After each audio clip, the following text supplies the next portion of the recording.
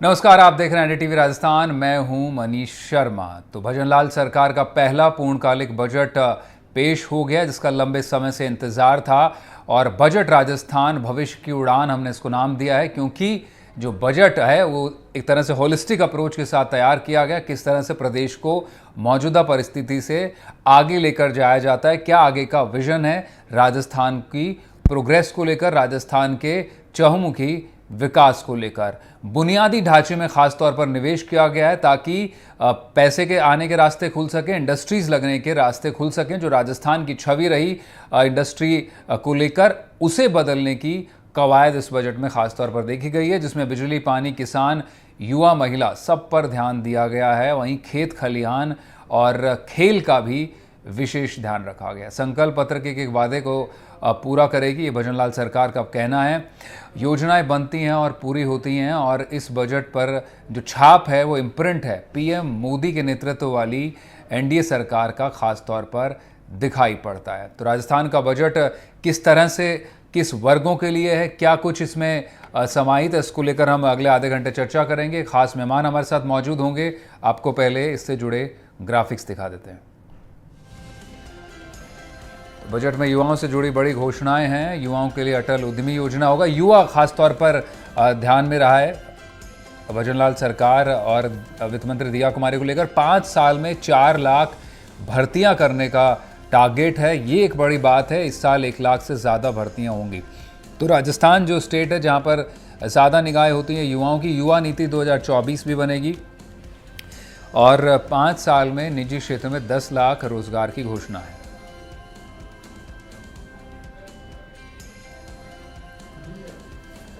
तो एक तरह से कहें कि लक्ष्य बहुत बड़ा है। हर साल हर क्षेत्र को लेकर ध्यान रखा गया है। उसमें कनेक्टिविटी भी एक बड़ा हिस्सा है। 10 जिलों में आधुनिक सुविधा युक्त बस स्टैंड बनेंगे। इलेक्ट्रिक बसें चलाई जाएंगी। 500 नई बसों की खरीद होगी। रोडवेज में भर्तियां होंगी। परिवहन को लेकर भी जो सर्विस मॉडल पर 800 बसें प्रस्तावित हैं, 300 इलेक्ट्रॉनिक बसें इसमें शामिल हैं। और 10 जिलों में मॉडर्न बस स्टैंड्स बनाए जाएंगे।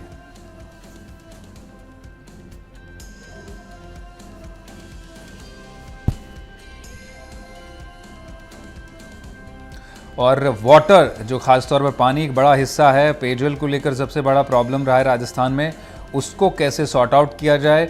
ईआरसी पे एक बड़ी योजना आ गई है। बावड़ियों के विकास के काम के लिए 20 करोड़ रुपए दिए गए हैं।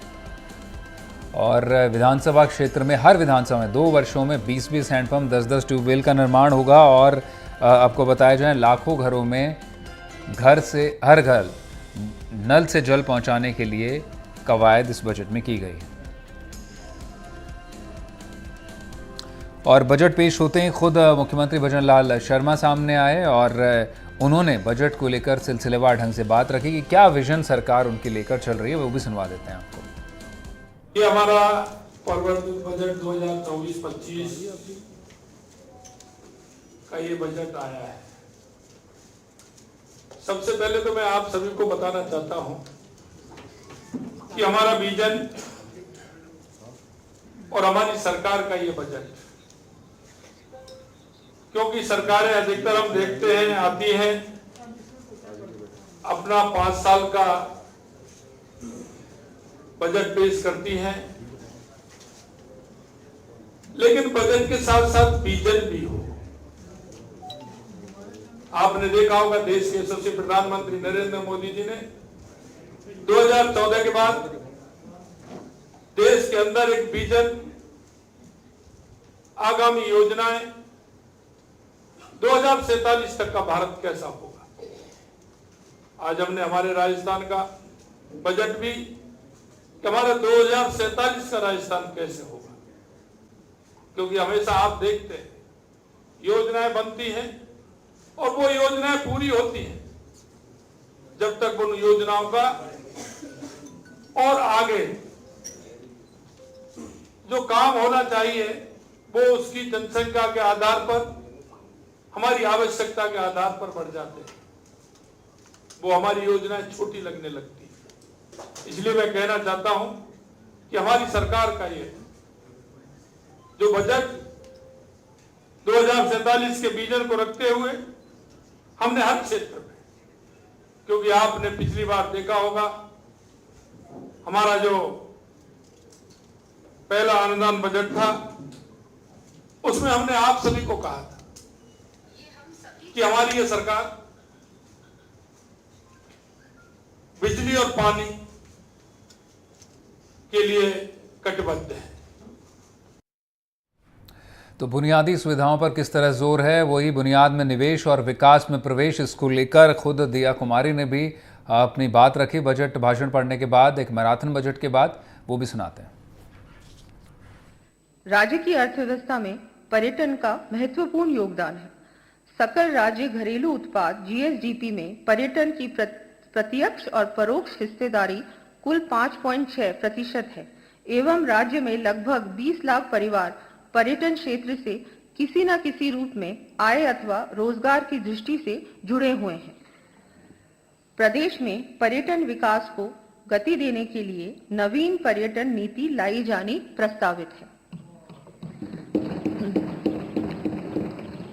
साथ ही राजस्थान पर्यटन विकास बोर्ड का गठन करते हुए Rajasthan tourism infrastructure and capacity building fund RTICF बनाया जाकर हमारे इस कार्यकाल में 5,000 करोड़ रुपए से अधिक के कार्य करवाए जाने की मैं घोषणा करती हूँ।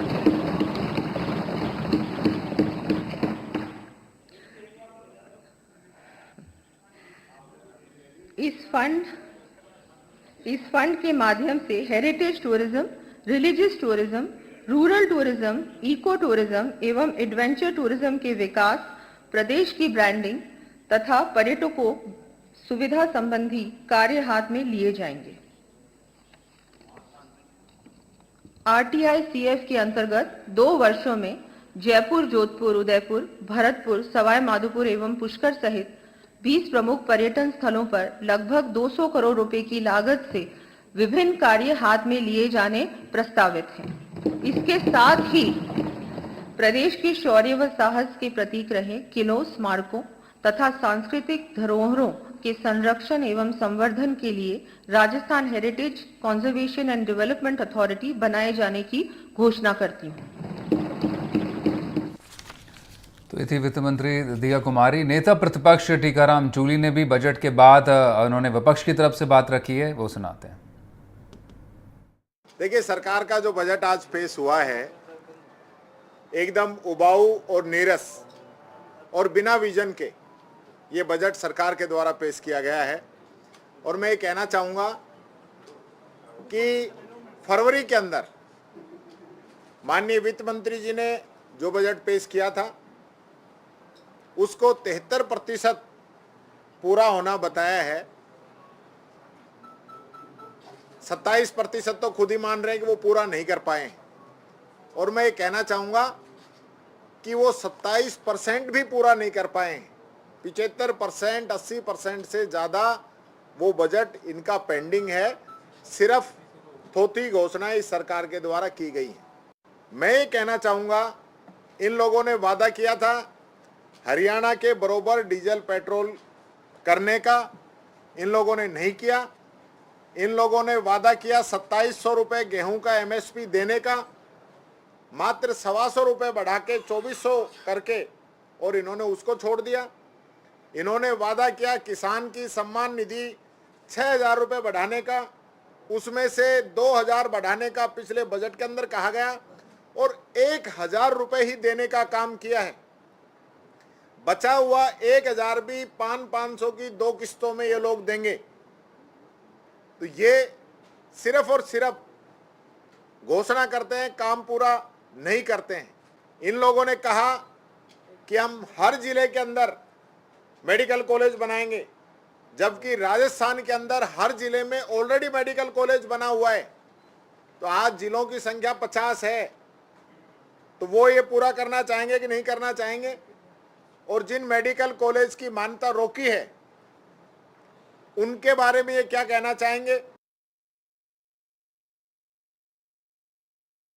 तो ये थे टीकाराम जूली जो कह रहे थे नीरस उबाऊ बजट उन्हें लगा, और सरकार के उलट उनका आरोप है कि जो है 27% घोषणाएं बची हैं, लेकिन उनका कहना है कि इतनी घोषणाएं हुई और कितनी घोषणाएं पूरी हुई उसकी हकीकत जनता के सामने, ये आरोप उन्होंने लगाया इंटरिम बजट को लेकर। अब बजट फुल बजट आ गया, इसको लेकर हमारे साथ एक खास पैनल मौजूद है, उसका रुख करेंगे। आपको हमारे पैनलिस्ट से रूबरू करा दें। आपको बीजेपी की तरफ से हमारे साथ डॉक्टर अपूर्वा सिंह हैं और पुनीत जांगू हमारे साथ कांग्रेस से जुड़ेंगे, और वहीं पर आशीष कुमार जैन इकोनॉमिस्ट हैं और डायरेक्टर हैं मॉडर्न मनी बिजनेस सोल्यूशन के, वो भी हमारे साथ इस वक्त थ्रू हैं।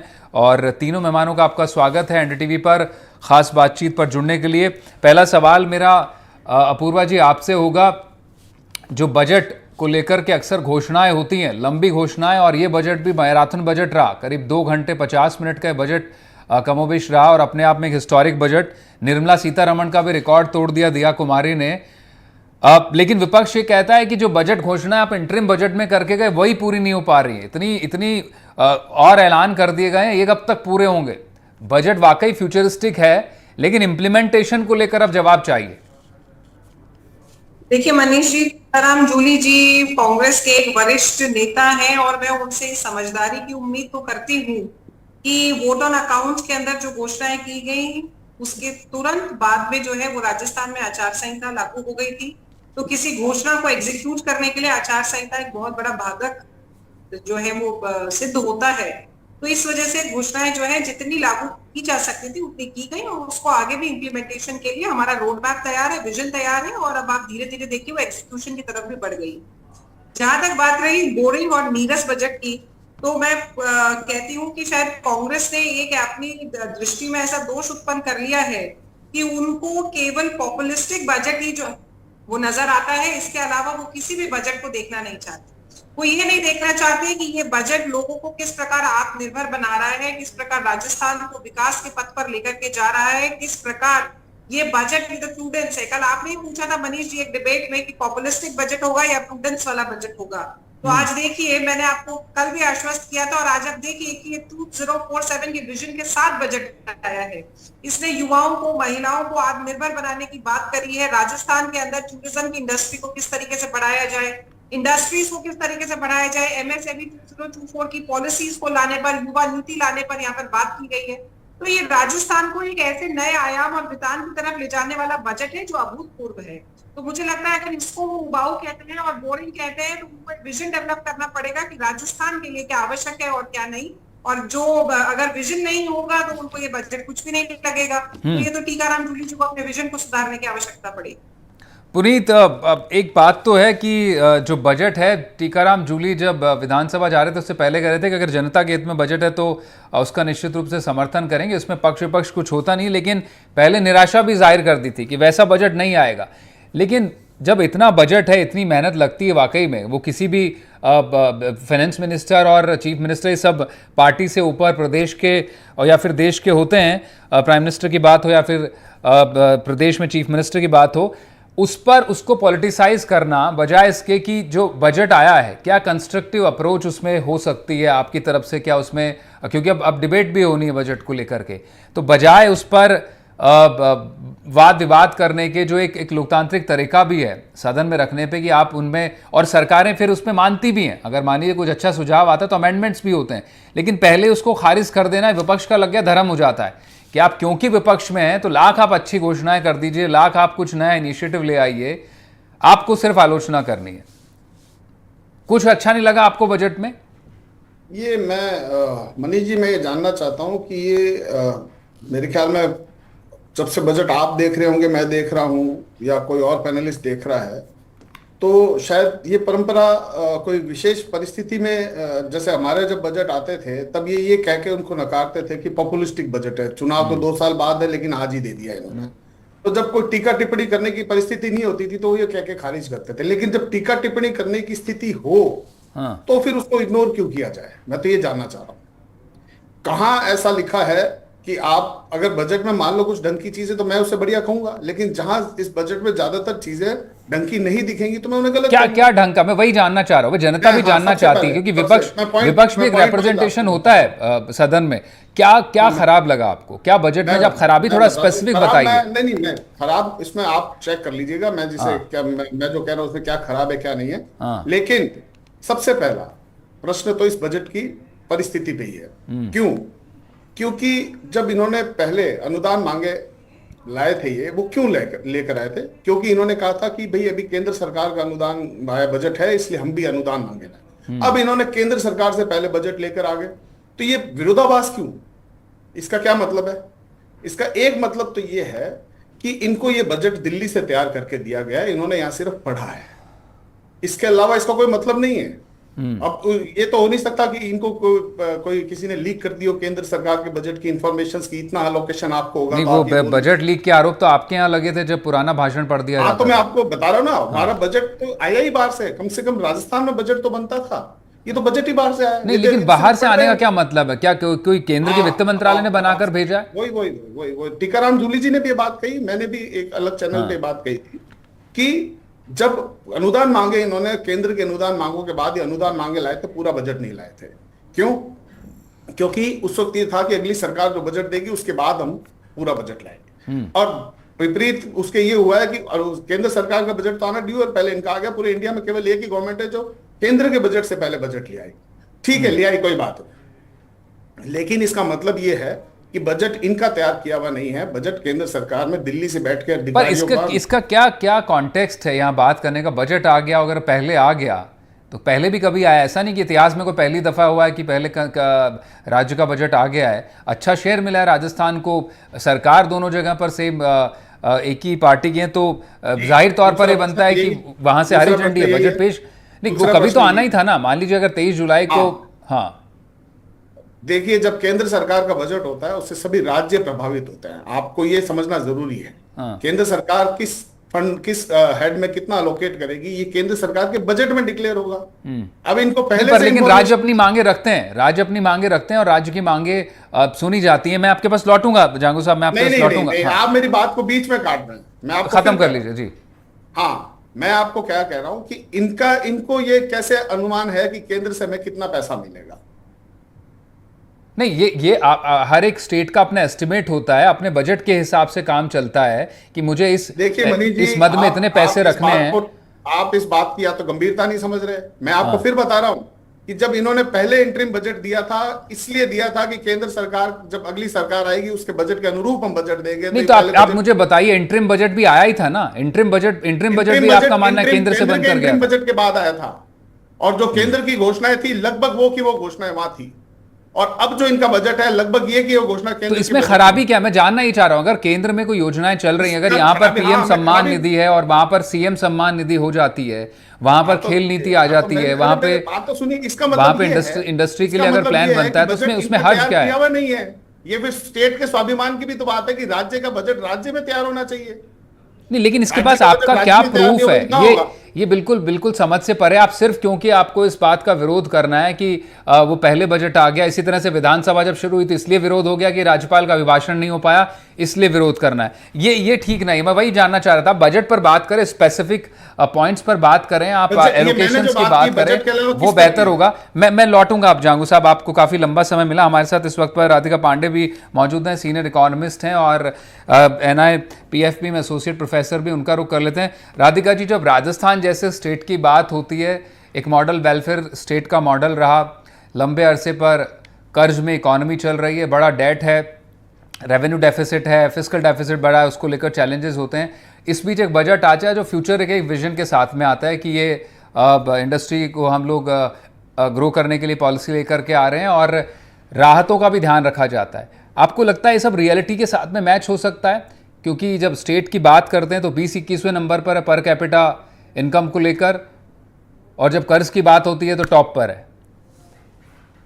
जी, अगर आप इस बारे का बजट देखें तो जो सबसे इम्पोर्टेंट हाईलाइट है बजट की, वो एम्प्लॉयमेंट जनरेशन पे है। तो that is a very positive step, जो एक क्योंकि अब राजस्थान को छोड़ के अगर आप पूरे देश को भी देखें तो रोजगार एक बहुत ही इंपॉर्टेंट प्रॉब्लम है और उसको हर राज्य को अपने स्तर से एड्रेस करना है। और उस चीज को देखते हुए बजट में बहुत ही कंस्ट्रक्टिव स्टेप्स लिए गए हैं एम्प्लॉयमेंट जनरेशन के लिए। जो 4 लाख रोजगार जनरेशन की बात की गई है अगले 5 साल में। और दूसरा जो टूरिज्म पे फोकस है वो एक बहुत ही इम्पोर्टेंट आइडिया और हाईलाइट है, क्योंकि टूरिज्म से मतलब अभी तक हम टूरिज्म की पोटेंशियल को समझ नहीं पा रहे हैं। और इस बजट में एक आई थिंक एक कंस्ट्रक्टिव स्टेप है कि राजस्थान जैसे स्टेट में जहाँ टूरिज्म का बहुत पोटेंशियल है, वहाँ पे टूरिज्म से एम्प्लॉयमेंट जनरेशन, फॉरवर्ड और बैकवर्ड लिंकेजेस की जो बात की गई है, जो एक कंस्ट्रक्टिव स्टेप है। जहां तक फिस्कल पोजीशन की बात है, अगर हम देखें तो लास्ट ईयर का अगर हम बैकग्राउंड देखें FY24 का, तो राजस्थान का मैंने फिस्कल पोजीशन देखा तो उन्होंने अपना कैपिटल एक्सपेंडिचर बढ़ाया है एज कंपेयर टू 22-23, 32% इंक्रीज है, जो कि बजट एस्टिमेट से फिर भी कम है, लेकिन इंप्रूवमेंट हो रहा है कैपिटल एक्सपेंडिचर की तरफ, और फिस्कल डेफिसिट में भी इंप्रूवमेंट है। जितना उन्होंने बजट में प्रावधान किया था उससे बेहतर हुआ, मार्जिनली इम्प्रूव्ड है अगर गोइंग फॉरवर्ड मार्जिनल इंप्रूवमेंट है जी, मार्जिनल इंप्रूवमेंट है। और आगे आने जो FY24 जो अभी का साल है, उसके लिए भी 3.98% fiscal deficit as a percentage of GSDP का टारगेट रखा गया है। तो अगर हम धीरे धीरे फिस्कल डेफिसिट में मार्जिनल इंप्रूवमेंट देखेंगे तो डेट टू GDP रेशियो, जो एक राजस्थान का एक की कंसर्न है उसकी इकोनॉमी का और बजट का, तो वो डेट टू GDP रेशियो भी धीरे धीरे उसमें गिरावट आएगी। तो क्योंकि डेट एक एक्यूमुलेटेड स्टॉक है, अगर हम धीरे धीरे फिस्कल डेफिसिट में कमी देखेंगे या मार्जिनल इंप्रूवमेंट भी देखेंगे अलोंग साइड एम्प्लॉयमेंट जनरेशन, तो एक बहुत ही अच्छा बैलेंस दिख रहा है कि एक तरफ आप अपना जो क्वालिटी ऑफ एक्सपेंडिचर उसको थोड़ा बहुत इंप्रूव कर रहे हैं, टूरिज्म पे फोकस है, एम्प्लॉयमेंट पे फोकस है, और दूसरी तरफ फिस्कल डेफिसिट में भी एक मार्जिनल इंप्रूवमेंट है। तो I think these are all positive, एक कुछ पॉजिटिव स्टेप्स है इस बजट में। ठीक है, आपका कहना है कि कैपेक्स बढ़ाकर, कैपिटल एक्सपेंडिचर बढ़ाकर निवेश किया गया है ताकि उससे रिसोर्सेज पैदा हो और फिर जॉब जनरेशन हो और उससे इंफ्रास्ट्रक्चर डेवलप हो, ताकि वो प्रदेश की भलाई के लिए है। ठीक है, इस पर को लेकर भी कुछ सवाल हैं, अगले राउंड में आपके पास लौटेंगे। आशीष, आपके क्या की टेक अवेज, क्योंकि जिस इंडस्ट्री को आप ताल्लुक रखते हैं, क्या उसको लेकर अनाउंसमेंट हुए और कितना होपफुल हैं आप इस बजट को लेकर? सबसे ज्यादा तो युवाओं के लिए सौगात मिली है, क्योंकि चाहे इसमें अटल इनोवेशन के लिए बात हुई हो, स्टार्टअप इंडिया की बात हुई हो, तो युवाओं को काफी अच्छे स्किल डेवलपमेंट के लिए बात हुई है तथा जो स्टार्टअप को सीधा सब कॉन्ट्रैक्टिंग के थ्रू कॉन्ट्रैक्ट प्रोवाइड करने की बात हुई है। तो युवाओं के खेल से जुड़ने के लिए भी तो सबसे ज्यादा फोकस रहा है युवाओं पे, उनके लिए खेल से रिलेटेड बात हुई है, उनके लिए एजुकेशन से रिलेटेड बात हुई है, उनकी स्किल डेवलपमेंट पे बात हुई है और रोजगार जनरेशन की बात हुई है। तो मुझे लगता है ये लंबे टाइम के लिए काफी अच्छा रहेगा, क्योंकि शॉर्ट टर्म विजन के साथ नहीं, ये लॉन्ग टर्म विजन के साथ में इन्होंने युवाओं को फोकस करके पूरा बजट बनाया है।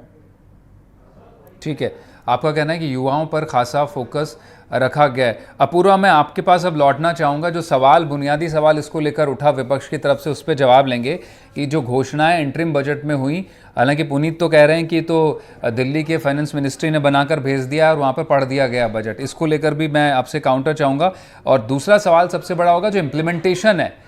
उम्मीदें आपने वाकई एक बहुत बड़ी खड़ी कर दी है, लेकिन हकीकत जो है आज की स्थिति को लेकर के जो डिफरेंस क्रिएट होगा वो जनता चाहेगी कि इमीडिएट बेसिस पर हो। साल 6 महीने में आप हर साल लगभग 1 लाख नौकरियों का आपने दावा कर दिया है। जी बिल्कुल मनीष जी, सबसे पहली बात तो ये कि पुनीत जानू जी बार बार रिपीटेडली वेरियस चैनल्स पर, वेरियस उस पर यही आरोप लगा रहे हैं कि बजट जो है वो केंद्र में तैयार हुआ है। मुझे समझ में नहीं आती कि केंद्र के बजट की जो कमेटी है उसमें पुनीत जी है या राज्य की जो बजट की कमेटी है उसमें पुनीत जी है, कि उनको इतनी अंदरूनी जो है वो कयास लगा रहे हैं कि वो कहाँ से आया है। अरे राजस्थान की क्या ब्यूरोक्रेसी इतनी सक्षम नहीं है? क्या राजस्थान के वित्त मंत्री इतनी सक्षम नहीं है? क्या राजस्थान के लोग इतने सक्षम नहीं है कि वो यहाँ का बजट बना सके? और दूसरा विषय ये है कि अगर केंद्र में हमारी भारतीय जनता पार्टी की जो एक सरकार है और यहाँ पर जो सरकार है, अगर ये दोनों एक साथ मिलकर एक दूसरे के साथ में कोलैबोरेशन करके अगर राजस्थान या प्रदेश के विकास की अगर बात करते हैं, तो इसमें अतिशयोक्ति है, इसमें इतना बुरा मानने की बात क्या है? विकास को अल्टीमेटली प्रदेशवासियों का ही हो रहा है ना। प्रदेशवासियों के विकास के लिए लोगों ने इतना इशू क्यों बना रखा है? लोगों को इस चीज को अप्रिशिएट करना चाहिए। देखिए, जो प्रदेश की जो जनता होती है वो जनता ना कांग्रेस की होती है ना बीजेपी की होती है, वो जनता प्रदेश की होती है। तो मुझे लगता है कि इनको एक हेल्दी विपक्ष की भूमिका में आने की बहुत ज्यादा आवश्यकता है, और ये जितनी जल्दी उसमें आ जाए और इस 2047 के विजन वाले बजट को जितना जल्दी ये आत्मसात कर ले, उतना प्रदेश की जनता के लिए और इनके लिए भी अच्छा ठीक है, रहेगा। ये जवाब तो हुआ। सर, मैं एम्प्लॉयमेंट को लेकर भी आपसे जवाब लूंगा। छोटे से ब्रेक का वक्त हो गया है, छोटे से ब्रेक के लिए रुक रहे हैं, उसके बाद भी आप कहीं मत जाएगा। एक बड़ी इंटरेस्टिंग डिबेट है, बहुत सारे सवाल हैं जो सीधे जनता से जुड़े हैं और बजट के निटिग्रिटीज़ को समझने की कोशिश करेंगे, थोड़ा डिकोड करने की कोशिश करेंगे। तमाम एक्सपर्ट्स हमारे साथ हैं। छोटा सा ब्रेक।